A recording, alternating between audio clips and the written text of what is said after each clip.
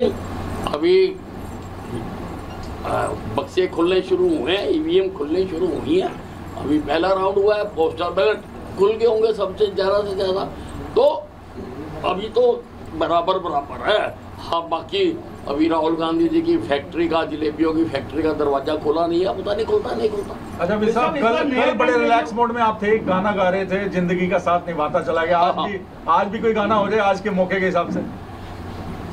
आज के मौके से क्या समझना, ये हंसता हुआ कारवां जिंदगी का न पूछो चला है किधर, तमन्ना यूं ही साथ चलते रहे, खत्म हो न कभी ये सफर।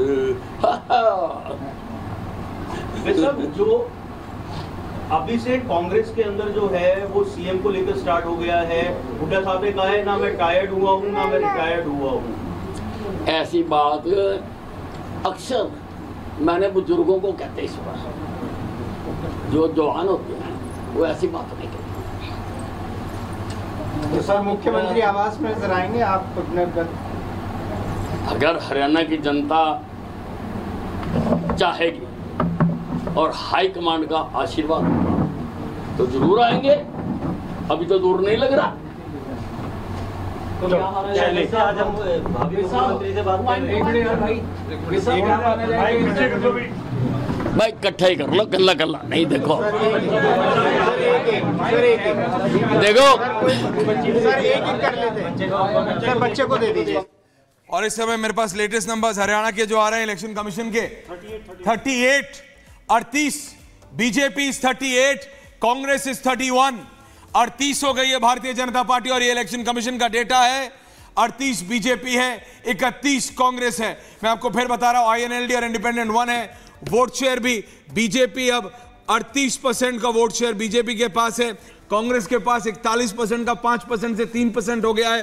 वोट शेयर का डिफरेंस बहुत ज्यादा नहीं है। और इस समय अब पोस्टल बैलेट के बाद अब ईवीएम्स खोल रहे हैं। But the game has changed. क्या Aishwarya, the game has changed? क्योंकि अब बीजेपी लीड करती हुई नजर आ रही है इलेक्शन कमीशन के डेटा पे, हमारे स्क्रीन पर भी। अभी तक तो जीत डिक्लेयर हो गई थी। हम लोग कह रहे थे 5 सीट ऊपर नीचे, यहाँ तो 50 सीट ऊपर नीचे। अब ये सोचिए, ये खेल पूरा बदल गया है। जो शुरुआत में बात कर रहे थे, बीजेपी से 38। यहाँ पर रमन जी हैं नहीं, वो कह रहे थे कि बहुत फैक्टर्स थे, वो बदल देंगे बहुत ज्यादा जल्दी। विद साहब भी गाना गाने लगे, विद साहब भी गाना गाने लगे, सोते हुए उठ गए। हमारे साथ लोमस बहुत सुर में नहीं गा पाता है, लेकिन ठीक है भाई, जिस तरह से चेंज हो रहा है। और जो हमारे नंबर्स हैं, जो हमारे पार्टनर्स हमको नंबर दे रहे हैं परीक्षित, उसमें भी नंबर्स चेंज हो गए हैं। BJP is 41 now, Congress is 30, BJP is 41, Bharatiya Janata party 41 है, कांग्रेस 39 है। 2 सीट आगे हो गई है भारतीय जनता पार्टी की हरियाणा में। और समय हो रहा है 9:48। पिछले 1 घंटे में, और लोमस इस समय रंजीत चौटाला के घर के बाहर है। सोहेल, सीधा लोमस के पास चलते हैं। लोमस, पिछले 20 मिनट में पूरा हरियाणा राइट से लेफ्ट, लेफ्ट से राइट हो गया है। लोमस, ओवर टू यू। बिल्कुल ऐश्वर्या, आप देख रहे हैं कि आंकड़े जो निकल के सामने आ रहे हैं वो काफी यहां पे टफ हैं, क्योंकि दोनों ही बड़ी पार्टियों के बीच में कड़ा मुकाबला है। अभी मैं रंजीत चौटाला जी के यहां पे हूं, यहां पर भी जो समर्थक है वो बैठे हुए हैं, भारी मात्रा में समर्थक बैठे हुए हैं। उन्हीं से हम जानने की कोशिश करते हैं। पूरा मुकाबला काफी टफ होता हुआ यहां पे दिख रहा है। आप देख रहे हैं कि जो बीजेपी है वो लीड बनाए हुए हैं और कांग्रेस है वो पीछे चल रही है। हालांकि जो पहले रुझान आ रहे थे वो कांग्रेस आगे चल रही थी। बात ऐसे है जी, हम फिलहाल रानिया सीट की बात कर रहे हैं। रानिया सीट से हम 100% आश्वस्त हैं कि चौधरी रंजीत सिंह जी 10,000 वोटों से ज़्यादा वोटों से जीतेंगे। मेरे पास 10 गांवों का, मेरे पास 12 गांवों का आंकड़ा है। बाइया, बणी, करीवाड़ा, दमदमा, धर्मपुरा, संतोखपुरा, हारनी, तीनों, जगमलेरा, ये सभी गांवों से, ये 10 गांवों से ही 5,000 लीड दे के निकलेगी।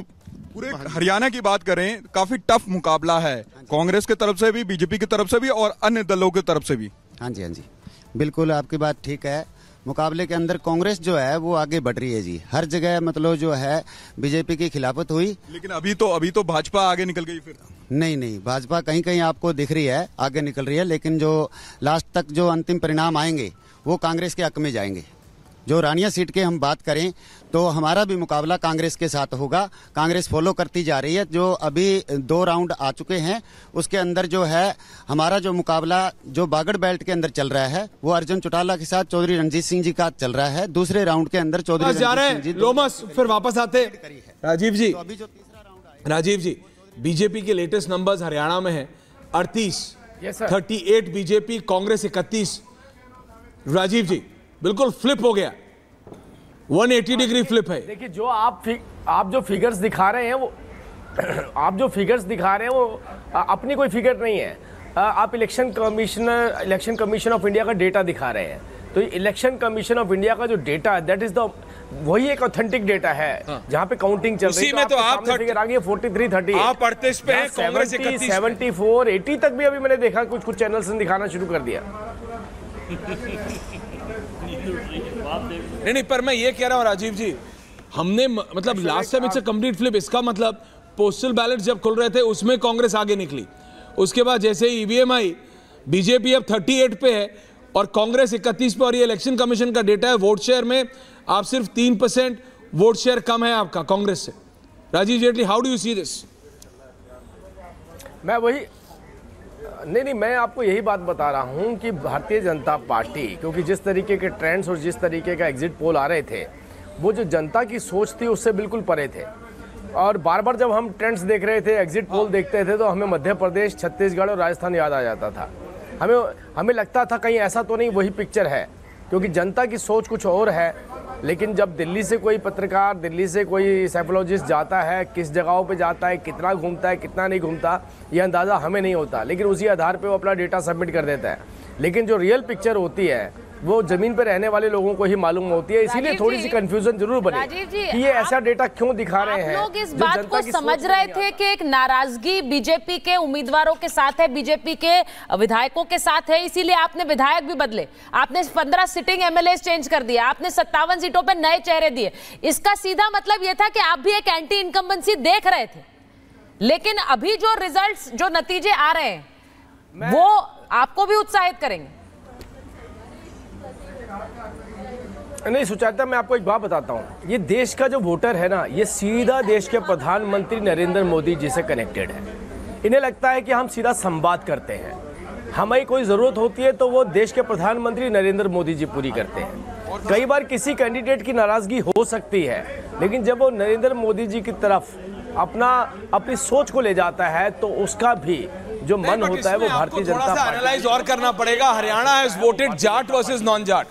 देखिए बीजेपी, देखिए भूपेंद्र हुड्डा जाट वोट लेके गए हरियाणा में, ये क्लियर है। अगर ये ट्रेंड्स जो भी लेटेस्ट आ रहे हैं, मैं इलेक्शन कमीशन के साथ जा रहा हूं, बीजेपी 38, कांग्रेस 31, तो कांग्रेस इस समय बिल्कुल लेटेस्ट, ये कांग्रेस जाट फेस, कांग्रेस जाट वोट लेके गई और जो कंप्लीट नॉन जाट है वो डिवाइड नहीं हुआ है, वो कंप्लीट नॉन जाट एक साथ बीजेपी की तरफ आ गया। और इसमें मेरे को हमारे साथी है लोकेश, उनकी याद आती है, उन्होंने हरियाणा कवर, उन्होंने मुझे बोला था 4 से 5 दिन पहले बोला था कि सर ये जो दिल्ली से लोग जा रहे हैं ना वो सब एनालाइज गलत कर रहे हैं। लोकेश नाम है उसका, मैं आपको बता रहा हूं। उन्होंने मेरे को बोला, मैं आपको बता रहा हूं राजीव जेटली जी, उन्होंने बोला भैया वहां पे आप देख लेना, कांग्रेस जाट वोट ले जा रही है तो BJP complete non Jat vote एक साथ। नरेंद्र मोदी ने इस तरह से समीकरण बिठाया है कि पूरा नॉन जाट वोट शेयर पूरा एक साथ जा रहा है, पूरा एक साथ। और अगर ये नंबर्स इलेक्शन कमीशन का है अजय जी, अभी आप ईवीएम मत खोल देना, नहीं अभी आप राजीव जेटली जी आपको इस पे भी काउंटर करना, कर दीजिए, बोलिए।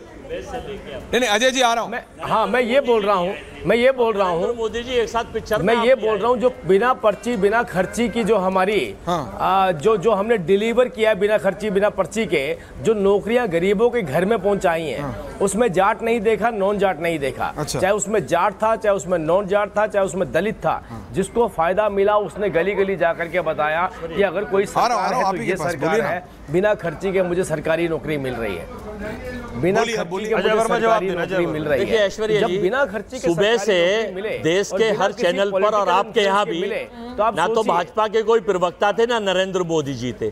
अब अप्रगट भये गोपाला, अचानक इनको ये दिख गया है कि यहाँ से नरेंद्र मोदी जी भी लाइन पे आ गए हैं और सारे प्रवक्ता। अरे जब जीत रहे हैं तो ये तो, अगर आप जीत रहे तो राहुल गांधी आ रहे थे, जीत नहीं रहे, वो जीत रहे तो मोदी आ रहे थे।